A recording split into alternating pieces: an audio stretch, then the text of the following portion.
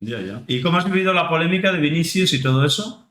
Bueno, pues lo he vivido con la misma pasión que he vivido lo de las bodas reales en el entierro de la reina, ¿no? De los reyes eméritos, y van a estar en la misma fila con asco y con aburrimiento, porque me aburre una barbaridad. Y como aquí yo no necesito ser políticamente correcto, pues paso limpiamente de todo. Es Ya. decir, al señor Vinicius le pueden gritar eres un mono o le pueden gritar eres un hijo de puta. Si le gritan eres un mono, es un insulto racista, que me parece bien que se cercene del todo, eso es verdad, no tiene nada que ver lo políticamente correcto con una política encaminada a que no menospreciemos a otras razas, etcétera. Pero me parece que en el fútbol y en toda esta historia se montan unos pollos descomunales porque no tenemos de qué hablar. Y resulta que llevo toda la semana, bueno, no lo oigo porque no lo veo, pero como detecta sin querer a la mínima, en cualquier caso que enchufes una televisión o veas una página web o cualquier cosa sobre si el rey emérito tiene que ir o no tiene que ir, pero a ti qué cojones te importa si el rey emérito tiene que ir. Pero tú crees que la verdadera preocupación de este país en una crisis económica brutal es si el rey emérito va a ir. ¿Tú crees que el verdadero fondo del entierro de una señora que ha estado dirigiendo un país 70 años y que ha sido un referente descomunal a todos los niveles, para lo bueno, para lo malo y para lo regular, que hay series de televisión antes de morirse a montones de ellas, de todo lo que ha representado? ¿Tú crees que esos 10 días de luto, las consecuencias de la marcha de Johnson, del Brexit, etcétera, la llegada de Carlos III, todas las cosas juntas que atañen a un país ejemplar en la mayoría de los sentidos, porque es una puñetera isla que lleva gobernando el mundo 200.000 años? ¿Tú crees que se puede reducir todo eso a ver si se juntan en la misma silla los dos reyes de España y las reinas? Pues llevamos así una semana sin parar, desde los informativos más serios de la televisión más nacional, la pública, hasta las últimas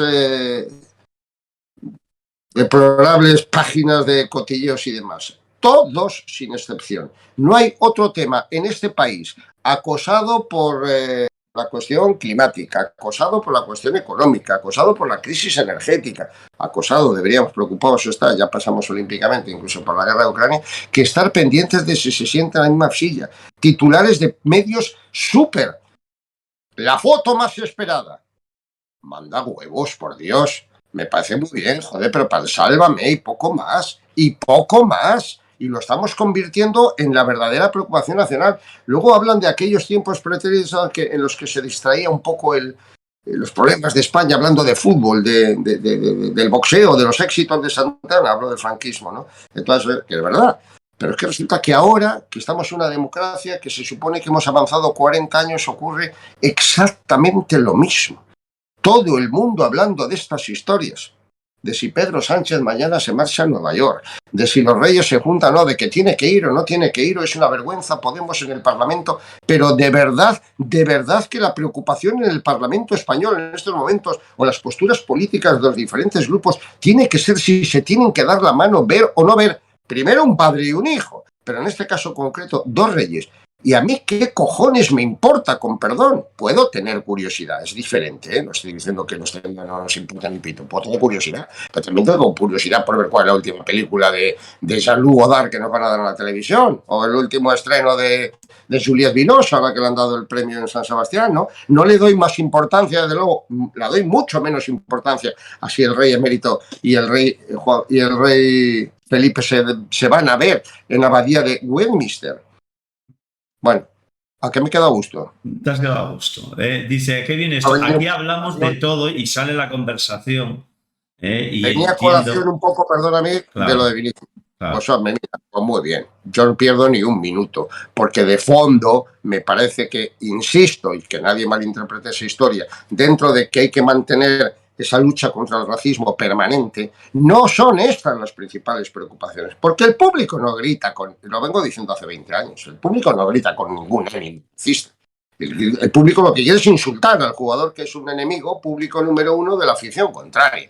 Y si resulta que es peor llamarle mono a llamarle hijo de puta, pues no, mira, pues no es peor ni mejor. La batalla por el racismo la tiene usted en otros frentes donde la tenga que tener. Aquí habrá que condenar a la afición del Atlético de Madrid que lo ha hecho, habría que echarla del campo a la afición que lo ha hecho, pero a mí me gustaría que en una sociedad civilizada como la que tenemos, hubiera que echar del campo también a los que están llamando hijo de puta a alguien, ¿entiendes? Eso es mi preocupación, pero estamos con lo políticamente correcto, que ya da náuseas lo políticamente correcto. Está claro. Pero, bueno, aquellos, también te digo una cosa, todo esto viene, que también se ha hablado y ha tenido hasta repercusión en Brasil, pues un poco de nuestro programa de referencia, ese que vemos tanto, que claro, no todo el mundo vale para estar delante de un micrófono. Y cuando le das 2 pistolas a un mono, corres el peligro de que te pegue 3 tiros en la cabeza. Y eso es lo que ha pasado con un personaje, un representante de jugadores, que le dieron 2 pistolas y todo valía. O sea, el tío no solo se lució dedicándole un insulto racista a Vinicius, sino que también salió la vena xenófoba de decir que se vaya a su país, olvidando que ese jugador, por ejemplo, ya tiene la nacionalidad española y es tan español como puede ser él, ¿no? Pero bueno, forma parte un poco, son los mismos que lo ceban, lo han ido cebando. Yo entiendo que para ellos están encantados con la repercusión que ha tenido, porque les da lo mismo, es aquello de que hablen de ti aunque sea mal, y como les da lo mismo, pues se han ido cebando durante todos estos meses, pues el vale todo, el reírse de hoy de Vinicius, antes de Neymar, después de no sé quién, y al final, pues como todo vale, pues llegó a uno que le dieron 2 pistolas y empezó a disparar a diestro y siniestro, y por ahí vino todo, y eso es lo grave, y esa es la incidencia, porque después, todo eso, ¿qué repercusión ha tenido? Pues que los 4 energúmenos que hay en todas las aficiones emplearan o se aprovecharan de esa circunstancia, pues para insultar a Vinicius antes de empezar el partido y durante el partido. Y esa es la realidad. Esa es la realidad y esa es la responsabilidad que tenemos a veces, o casi siempre, los medios de comunicación. Porque es muy fácil echarle la culpa a los aficionados y echarle la culpa a los descerebrados. No, los descerebrados van a seguir siendo descerebrados, pero si encima tú les das armas y les dices por dónde tiene que ir el camino, pues seguramente esos descerebrados pues van a aprovechar toda esta movida para sacar todos sus instintos salvajes y animales que llevan dentro. Y esa es la verdad. Bueno, pero fíjate, Siro, que yo no estoy hablando tanto del tema de fondo, porque el tema de fondo me da igual. Es decir, pues habrá en el Atlético de Madrid gente nazi, en el Atlético de Madrid, en el Pontevedra, en el Murcia, en el Córdoba, en el Valladolid, que tendrá que ver lo parecido con el Tocino. Lo que estamos hablando es que me parece muy bien que se tomen medidas, como he dicho, y además para cortar de raíz cualquier brote racista, que el racismo es una cosa muy seria y muy peligrosa. Pero claro que en el fútbol no se hace con el instinto racista. Es decir, a Reinaldo Mandaba no le van a llamar mono los seguidores del Frente Atlético. No, pues se acabó el discurso. Se acabó el discurso, no tienen nada contra los negros, supuestamente. Habrá alguno que lo tenga, ya él, valiente en miseria, va a tener en su vida. Pero claro, escenificar todo esto como que fuera algo en ese sentido serio, insisto, no por el mensaje de que hay que acabar con todas estas posturas y tal, que me parece perfecto y estaremos todos a favor, lógicamente. A ver si en el año 2021 tenemos que estar con estas mandangas. Pues habrá que preocuparse de la gente que efectivamente es racista. No sé qué porcentaje de racismo habrá en las sociedades civilizadas. A mí me parece que muy bajo, me parece. No digo que no lo haya, pero me parece muy bajo. Pero claro, intentar extrapolar de situaciones puntuales que se dan en un campo de fútbol, que utilizas la palabra mono como insulto, no porque consideres que ese es un ser despreciable y menor por ser negro, porque si fuera así, prohibirías que ficharan en tu equipo jugadores negros. Luego, no es un asunto de racismo, pero esto es una historia que yo vengo defendiendo desde hace 20 años. Y, a ver, no colisiona con que haya una normativa que castigue a los clubes, que me parece perfecto, pero no para que los medios, luego, durante la semana, le demos tanto juego en esa dirección. En otras direcciones, incluso como debates y reflexiones sociológicas, están muy bien, fenomenal, porque no dejan de ser manifestaciones públicas que atallen a cientos de miles de personas que están viendo un partido de fútbol, o millones a veces de esa magnitud, ¿no? Me parece perfecto el debate, pero el debate de fondo es sociológico e interesante, no el debate de que estos son lo que sean porque son racistas. No, perdona, no los veo yo a esos en concreto a esos puntualmente en ese momento, no ese tipo, posiblemente muchos de ellos sean racistas, pero en ese debate y en ese contexto deportivo no les veo prohibir o quejarse de que el Atlético de Madrid ficha negros, ¿no? Pues se acabó el debate. Pero el fondo de la cuestión y un poco mi indignación, que yo no me indigno por casi nada, lo que pasa es que soy muy vehemente en manifestar. Correcto, ahí estamos. La gente confunde la indignación con la vehemencia. En absoluto, yo soy vehemente y punto, y me expreso como me expreso, etcétera. Pero quiero decir con esto que el fondo es que me molesta que se pierda, y lo entiendo, porque los medios, oye, pues tienen que vender horas y horas y horas y horas, pero a mí me molesta bastante, posiblemente porque soy un boomer, porque soy una persona mayor, que se pierda tanto el tiempo en cosas estériles y estúpidas, ¿no? Además sin ninguna razón, siempre tirándose dardos unos contra otros, siempre defendiendo o una ideología o un equipo de fútbol. No digo yo una religión, porque eso ya no tiene ni sitio casi actualmente. Pero como los antiguos ancestros que se mataban en nombre de la cruz y de la espada, ¿no? La cruz y la espada, joder, ahora esto es mucho más banal, ¿no? Pero es que seguimos con la misma afrenta y utilizando parecidos argumentos siempre, y me resulta estúpido que se utilicen esos argumentos. Me resulta estúpido. Y entonces, claro, que se utilicen para estar toda la semana dando la matraca, repito, que en lugar de, no sé si una muy profunda ni sesuda reflexión, pero joder, ¿qué nos va a cambiar aquí? ¿Qué va a pasar con esto? Una señora que está gobernando un país como Inglaterra, como Gran Bretaña, y la Commonwealth 70 años. No, aquí que sí. Bueno, una cosa es la broma, que está muy bien, si los memes de Carlos III, que si va a durar menos que los funerales de su madre, que si no sé qué, que no sé cuál, pues como modo de risa y de entretenimiento está muy bien. Pero las reflexiones que se hacen en los medios, que estés horas y horas escuchando a tipos decir si el rey Juan Carlos tiene que acudir o no a un funeral, no a una fiesta, a un funeral al que le han invitado en su condición de rey durante tantos años compartiendo casas reales, etcétera, es que alucino en colores. O sea, reflexión, apunte, bien. Programas enteros, debates con los 4 primeros que llegan allí, que voy a opinar de esto como puedo opinar de toros o de fútbol. Joder, me parece, habla tan mal de una sociedad nuestra, de una sociedad medio enferma, siempre abundando en el cotilleo. Nos quejamos luego de los de Sálvame, pero resulta que nos pilla un tema interesante y vamos al mogollón del asunto también. Vamos a ver si hay la foto del telediario, la foto más buscada, el país, el mundo, los medios más... La foto más buscada, a ver si se juntan un padre y un hijo. Porque es que además si se juntan es, entre otras cosas, pues un padre e hijo. A lo mejor tienen que andar, ¿no?, con cuestiones políticas mirando a ver si el tema del protocolo conviene o no conviene que figure de una manera o de otra, pero que se junten. O sea, nos parecería normal que Juan Carlos y Felipe no se vieran, aunque fuera dentro de las cámaras, estando los dos en Londres. Vamos, no me jodas. Pues esto lo he oído yo decir por ahí. Es la polla. Es la polla. Bueno, para hablar de todo, sí. Vamos a hablar de todo, sí, porque aquí es que la gente... la verdad es que son temas que hacen que el chat se mueva, que esté vivo, ¿no? Lo que pasa es que hay algunos que su mente no da para más, ¿no? Y se quedan ahí en la anécdota o quieren escuchar lo que quieren escuchar y lo demás pasan. Peligroso de mensaje, ya se ve cómo está dando bola a cierta gente en el chat. Vox es un partido racista, clasista y xenófobo, intención de voto a ese partido 15%. Y luego no hay racismo en España. A ver, alguien decía por aquí que en España hay racismo.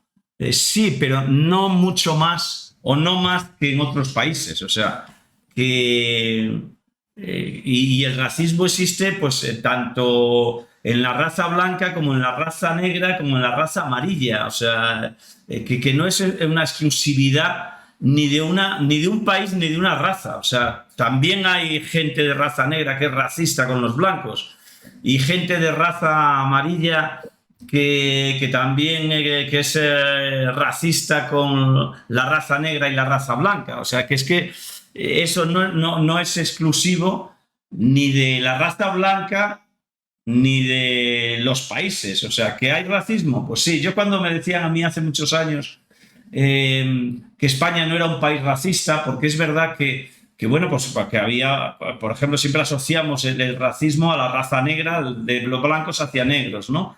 Y es verdad que hasta hace 30 años, cuando han empezado a llegar pues mucha gente de distintos países, pues España, pues tú ibas por la calle, como me decía mi Andrés Montes, nos lo decía, ¿te acuerdas, Javier? Que nos decía, joder, chicos, yo es que, claro, a mí me miraban como, yo subía al autobús y me miraban como un bicho raro, porque es que había muy poca gente de mi color, y iba por la calle Ballesta y pensaban que era poco mejor un traficante, y dices, bueno, pues porque no era habitual. Y ahí todos decíamos que no éramos racistas. Y yo siempre decía lo mismo. Igual no éramos racistas en ese momento con la raza negra, porque había muy pocos. Y acusábamos a los franceses, a los que tenían mucha gente del sur de África, pues de Marruecos, de Túnez, de Argel, porque habían sido colonias, o gente de Senegal, que también había sido colonias. Acusábamos a los franceses de que ellos sí que son racistas y tal, porque mira cómo tratan a la gente que migra de esos países. Y yo siempre ponía el mismo ejemplo. Y nosotros no somos racistas o no éramos racistas, no digo todo el mundo, una parte, de la raza gitana. Si queréis le preguntamos a los gitanos, ¿eh? Ahí sí que Sí éramos que... racistas. Ahí sí que éramos racistas, efectivamente. Claro, es que el racismo no es solo dice, no, es que la raza negra. No, claro, nosotros hace 50 años no éramos racistas con la raza negra porque había muy pocos negros, o sea, en España. Pero yo siempre ponía ese ejemplo cuando se nos llenaba la boca, no, el español no es racista. Ya. Si queréis, vamos a ver cómo convives tú y cómo tratas, sobre todo cómo tratas a los gitanos y cómo se ha tratado a los gitanos aquí en España, a la raza gitana.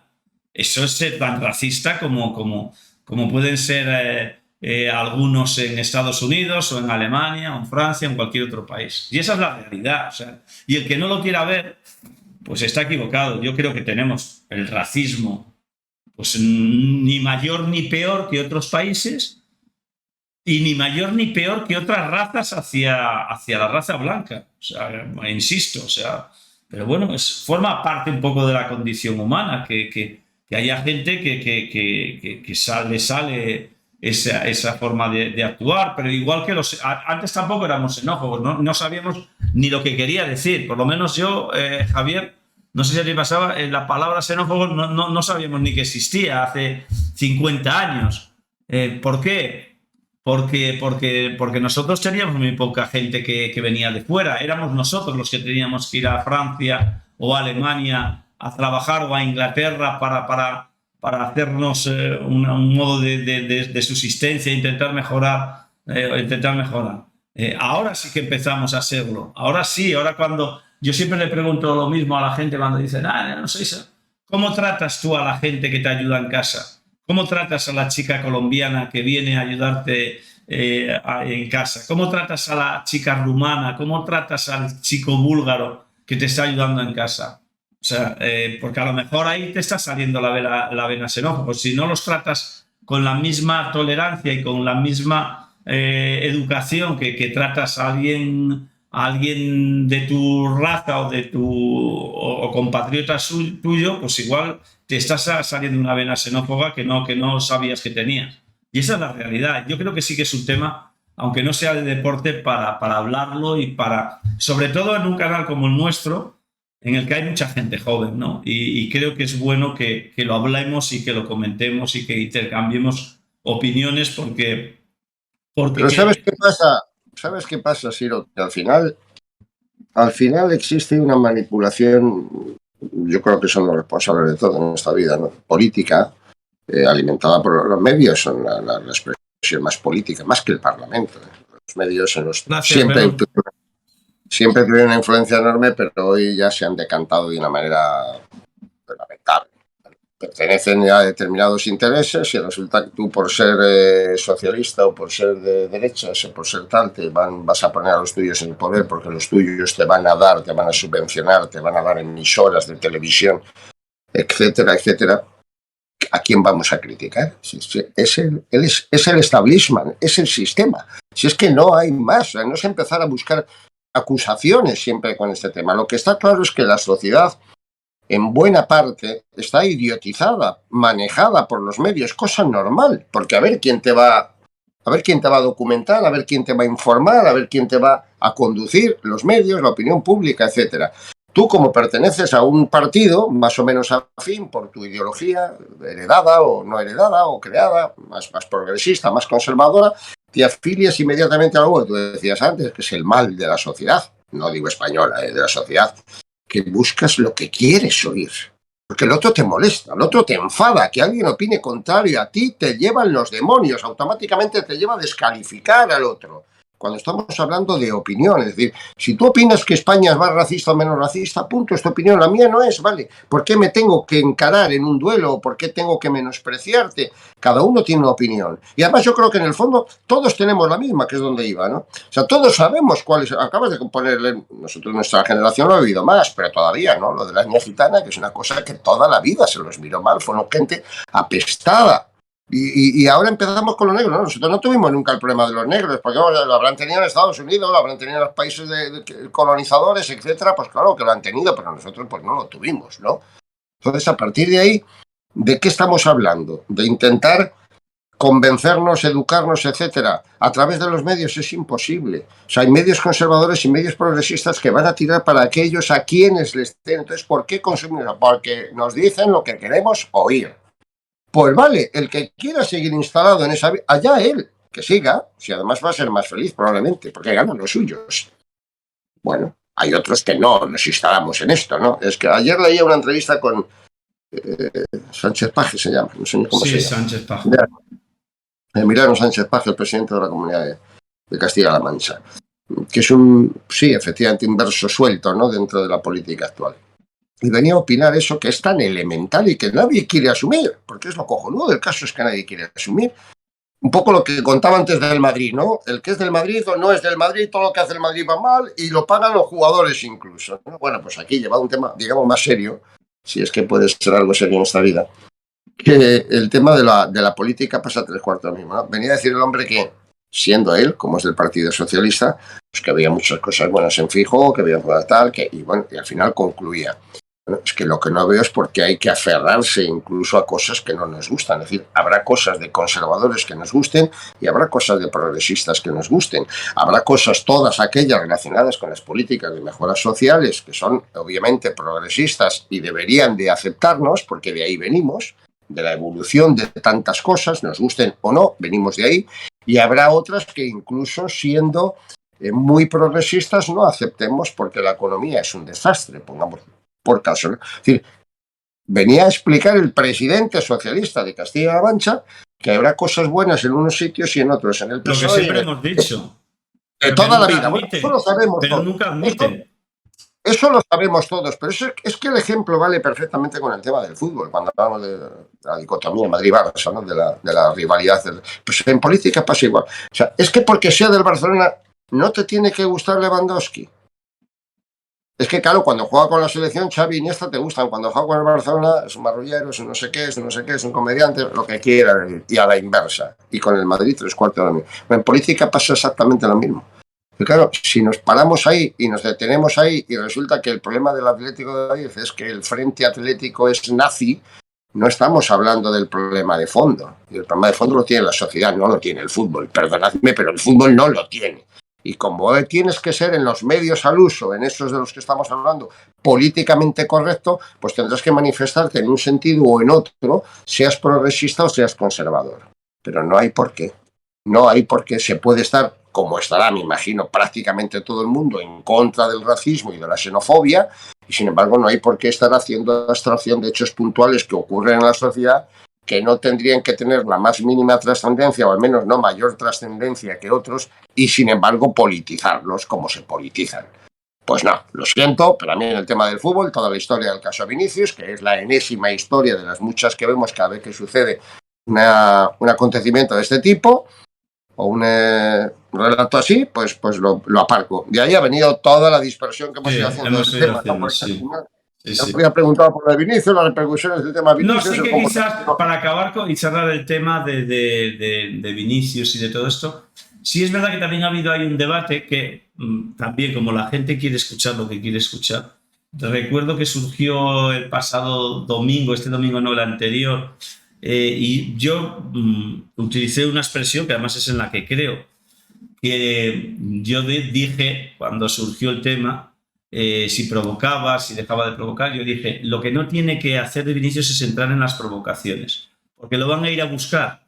Y claro, eso alguno construyó el mensaje o el discurso de que yo había dicho que Vinicius era un provocador.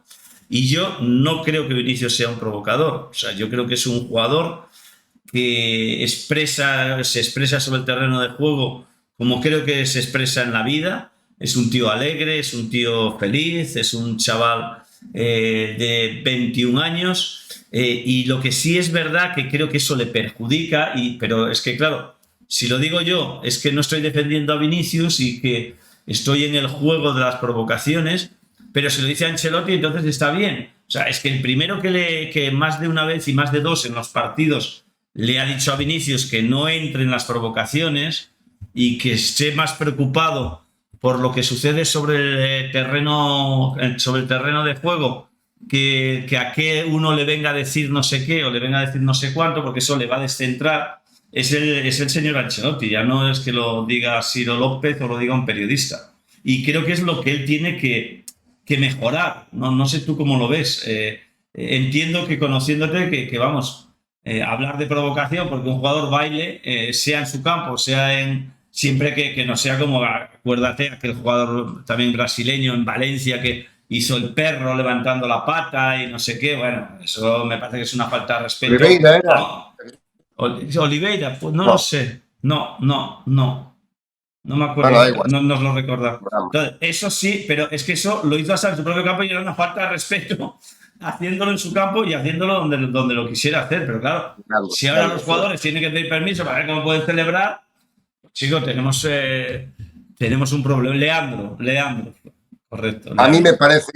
A mí me parece que, vamos, lo tengo claro. El caso de Vinicius es idéntico, solo que, bueno, pues como es más llamativo de cara, vamos a decirlo, da la sensación de mayor provocación. A mí me parece el caso de Vinicius por su juego, por su forma de ser, por los caños, el mismo caso de Neymar no hace tanto cuando estaba en el Barcelona. O sea, que los que se apliquen, los que sean especialmente ácidos en un sentido o en otro, más allá de hacer una reflexión obvia, pues sí, es un jugador que por su fútbol puede provocar en el jugador y en el rival, que no en su propio público, una animadversión. Vamos a dejarlo ahí, ¿no?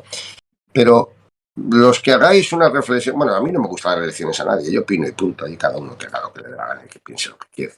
Pero probablemente se estará contradiciendo todo el mundo que era del Barça o que es del Madrid, defendiendo a unos cuando atacaban al otro. Neymar era el mismo tipo, un jugador provocador en el buen sentido o en el mal sentido de la palabra, con lo que queréis hacer, porque te está choteando de ti constantemente, pero porque es su forma de jugar al fútbol. Cuando lo hace alguien que no lo hace constantemente, entonces sí te das cuenta de que es una provocación manifiesta, ¿no? Pero cuando la gente que juega al fútbol juega así, a la gambeta, al regate, al caño, al taco, todo constante, al taco no, al tacón, joder, manía con incorporar los términos, al tacón. Y sí, es que últimamente, no sé si te has dado cuenta, pero todos los tacos, ya no hay extremos, ni alas, ni tal, ni carrileros, ya son todos presión, costados. no, y después hay lo de la presión. Ya no hay disparos, shoots, remates, solo hay golpeos. Ahora ya solo hay golpeo, ¿no? Y después, hasta ya también en los entrenadores, ya lo escuchas en algunas ruedas de prensa, ¿cómo es eso de presión en la zona alta, baja o media? ¿Cómo es? Es que yo no... ¿Sabes lo que te estoy diciendo? Vale, pero eso todavía es una forma de expresarse. Pero yo me refiero a la escúchame, es una forma de expresarse que yo no había oído nunca.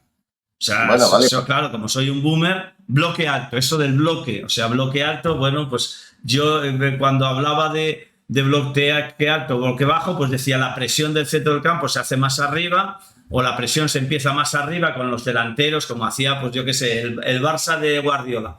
Pues presionaban, la presión la empezaban la gente de arriba, pues Iniesta, el propio Messi, dentro de lo que se le podía pedir, o sea, eso era presión alta. Eso de bloque alto, bloque bajo, bloque medio, pues me parece un panenquismo de esto de cultureta, cultureta del fútbol. Yo en eso voy a ser un antiguo, voy a seguir. Eso no, sí, eres boomer y como tal. No. Bloque bajo es lo que dice aquí uno, igual a cerrojazo de toda la vida, joder, o sea, el cerrojo. No, vale, escúchame, que yo no iba por ahí, porque eso es una terminología que se va incorporando, pues hace 20 años, 50 años tampoco se hablaría de pressing, ¿no? Se hablaría de, yo qué sé, pero bueno, esa es una evolución del idioma que puedes entender. No quiero entenderla. Aunque te cueste entenderla. Yo voy más a la omisión, supresión, pérdida de una terminología, es decir, utilizarlo el menor número de vocablos. Entonces, padre, antes estabas todo el día, antes no, hasta hace 3 días, no antes, parece que estamos en una época pretérita, ¿no? Había remates, tiros, disparos, chulos, como lo quisieras llamar, para, en fin, para verbalizar de aquello de una manera un poco más entretenida y que no estuviera siempre con la misma palabra.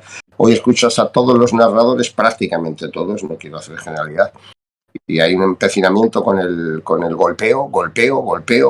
No, golpear es el acto de tocar la pelota, es que se golpea igual para chutar a puerta que para pasársela a un contrario, ¿no? Se golpea igual de frente que con efecto, en parábola que al patadón y punterazo. Eso es el golpeo del pie con el balón.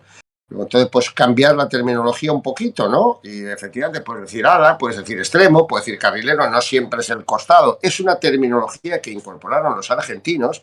Y como somos, como decía aquel refrán, lo que aprendimos como loros lo repetimos como papagayos.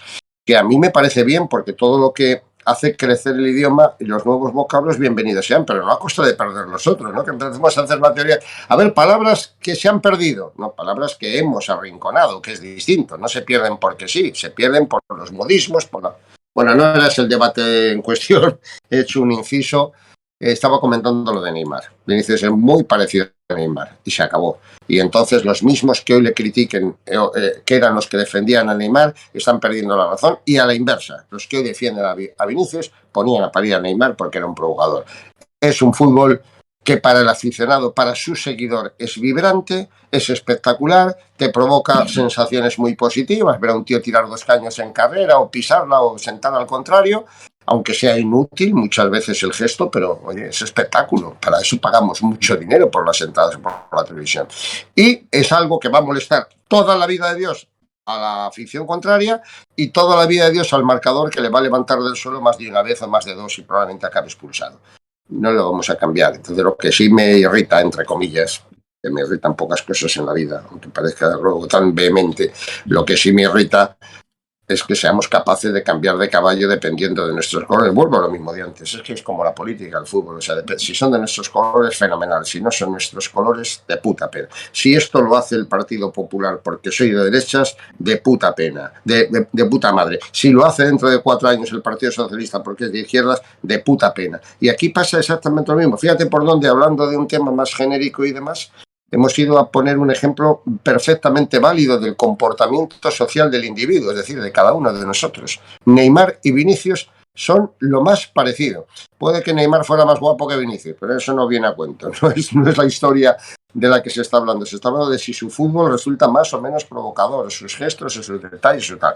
Dicho lo cual, y conociendo, como tú le conoces bien, a Florentino Pérez, la imagen sin mácula del Madrid y todo eso, le llamarán al orden, porque no es bueno que vaya generando una especie de animadversión por parte de determinados públicos cuando el Madrid, bueno, imagino que también el Barça, ¿no? Pero el Madrid sabe positivamente que su afición no está en Madrid solo, está en todos los rincones de España y del mundo, y por lo tanto a nadie le hace ilusión, a todo el mundo le hace ilusión que le aplaudan, ¿no? Como aplaudieron otro día a Modric o como aplaudieron antaño a Iniesta en Bilbao. Eso es lo que de verdad te llena de ilusión, ver que una afición contraria, incluso eternos rivales, se levantan a ovacionar a un futbolista por los valores que atesora. Entonces, el Madrid le tiene que decir, y se lo habrán dicho ya a Vinicius, por ahí no vas a ningún lado. Una cosa es una provocación en un momento determinado del partido, hábil, porque le mandas a un contrario al vestuario o le sacas de quicio y de punta, y otra cosa es que tu juego sea permanentemente esta exposición innecesaria, ¿no? Pero yo no creo, pero yo, de verdad que yo no... En ese sentido, yo yo lo diferencio con Neymar. Yo creo que Neymar es más provocador en el juego, o sea, ya no en la celebración. Yo nunca me he fijado en el tema de las celebraciones. O sea, yo he visto a Griezmann celebrar. También depende de que las celebraciones o el jugador a qué equipo pertenezca. O sea, yo en eso sí que estoy convencido que si Griezmann hubiera jugado en el Real Madrid, las celebraciones y los bailes de Griezmann, que me parece cojonudo y me parecen muy originales, no se hablaría de ellas como no se ha hablado cuando ha estado en el Barça y cuando ha estado en el Atlético de Madrid. No se habla de las celebraciones de Griezmann. Ahora, es un jugador como Vinicius, es un jugador que las aficiones empiezan a percibir que eso le puede afectar y entonces ya es que no tiene, poco menos que no tendría ni que celebrar. Y en lo que se refiere al juego, yo creo que sí es verdad que Neymar algunas veces ha abusado con el resultado muy a favor de esas cosas, de esos gambeteos, de esas genialidades. Y yo creo que Vinicius lo que hace lo utiliza para sacar beneficios en el partido y le da lo mismo que sea con 0-0 que con 1-0 que con 2-1. O sea, me da la sensación, para mí es la diferencia entre uno y otro. Bueno, yo el fondo del que estoy hablando no es si es exactamente igual o no igual. El otro pone muchas caras y Neymar no ponía muchas caras y en el juego estoy hablando simplemente de lo que generan en la afición contraria, eso que genéricamente también llamaríamos provocación, que es una forma muy abstracta de decirlo. La sensación que genera en la hinchada contraria es parecida, ¿vale? O sea, a eso me refiero cuando hablo de Vinicius o de Neymar, más que a especificar como cuáles son las características de uno y de otro. Yo lo de Neymar lo escuché toda la vida, que era un provocador, y si no, sacad adelante por su forma de jugar, porque tiene un punto de provocador, claro que tiene un punto de provocador todos estos jugadores. Lo tienen porque su fútbol es un poco así, porque en un determinado momento normalmente no lo hacen, pero en un determinado momento claro que te están provocando, naturalmente que te están provocando y están buscando que les entres y tirarse al suelo según les rozas y cosas de ese tipo. Bueno, pues es una parte del fútbol que tienen que mejorar, porque conduce a poco. Tienen que mejorar y yo creo que Neymar la mejoró mucho y quisiera mejorar, pero es un chavalín. No, está claro. Bueno, ya cerramos, va, que te tendrás que ir a comer o a bañarte un poquito a la playa y tal.